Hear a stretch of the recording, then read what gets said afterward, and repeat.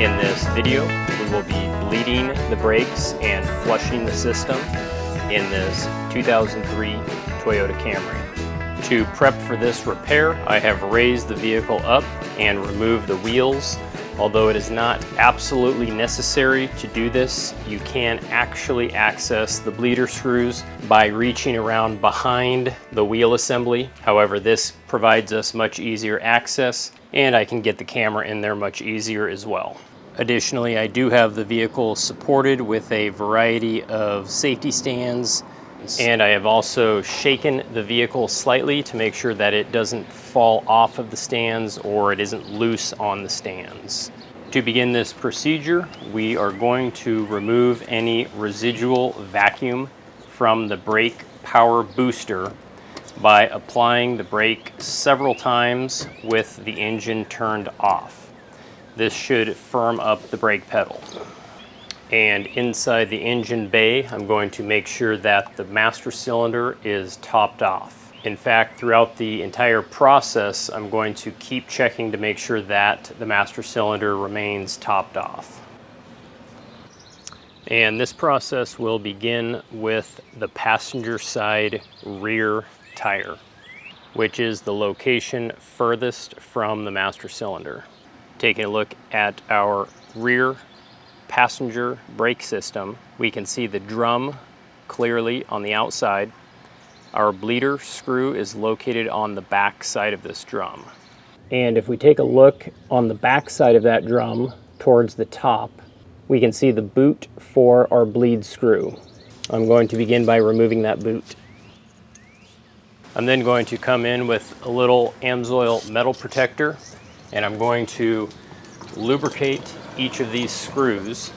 These have been in there a long time and we don't want them to break off. I'm going to go around to each wheel and do this same procedure so that it gives that product time to work its way into the bleed screw. I'm then going to find a drill bit with the shank of the same diameter as the hole in the center of the bleed screw. That drill bit should fit pretty perfectly into that bleed screw. This is going to help prevent that bleed screw from collapsing when we loosen it. After that, we want to find a combination wrench that is the exact size as the bleed screw. We want to make sure we use the closed end of that combination wrench as well. That should fit nice and tight on there. And with a drip pan, we can very gently try to work that bleed screw loose.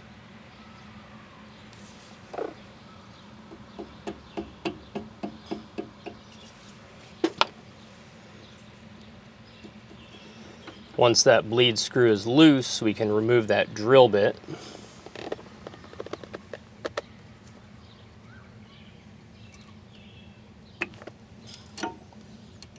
And I'm going to loosen it just until a little bit of fluid comes out, just so I know that it's not clogged or anything. And I'll snug it back down just ever so slightly. Additionally, I'm going to leave that combination wrench on the bleed screw for right now. I have a length of tubing. This tubing has an inside diameter of 0.170 and an outside diameter of 1/4 inch. I have that tubing connected to a collection bucket that is clear so I can see the color of the fluid coming out.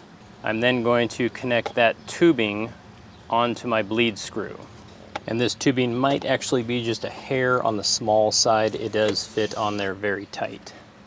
Now, for this procedure to work, we need to have two people. One person inside the vehicle, one person back by the bleeder screw. The person inside the vehicle is calling the commands. Those commands are open and close. The person inside the vehicle is going to step on the brake pedal a couple times till it firms up and hold their foot on the brake pedal. They're going to say open. This tells the person at the bleeder screw to open the bleeder screw. And before that brake pedal gets all the way to the floor, the person inside the vehicle is going to say close, and the person at the bleeder screw will close that bleeder screw.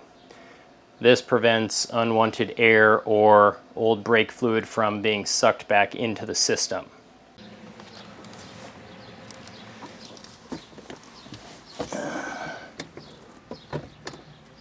Open, close,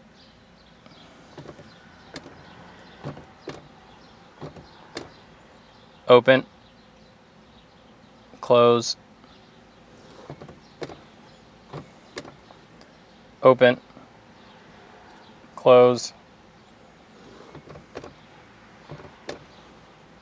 open, close. This same process will continue throughout the entire duration of bleeding the brakes. Now, if you are just bleeding the brakes, typically you'll only do this a few times until the brake fluid starts to become a little bit clearer. Because we are flushing the entire system, we're going to perform this procedure until 1.5 bottles of brake fluid have been pumped through the system for this first wheel.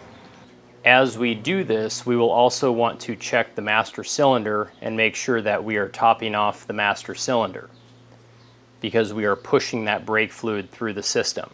If you don't have two people, you can use a brake bleed tool.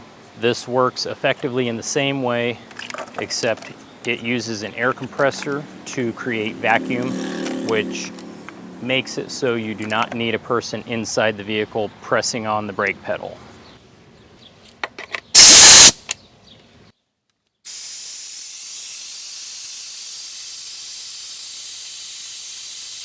Now you do need to make sure that you are watching the brake fluid reservoir and keeping that topped off as well.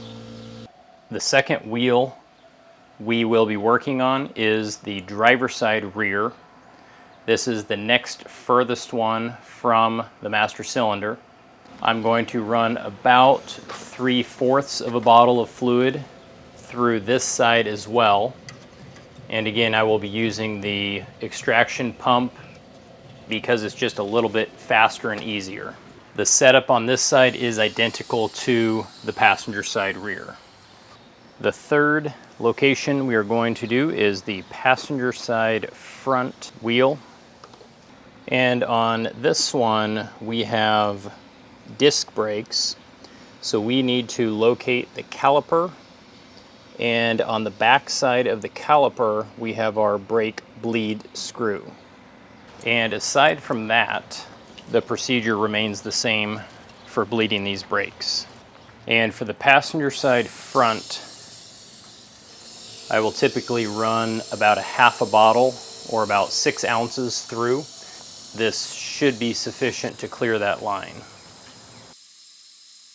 And our last side is the driver's side front. This is the one that is closest to that master cylinder or that brake fluid reservoir. And again, the procedure is the same. When finished, we can reinstall the dust boots and double check to make sure our brake fluid reservoir is topped off.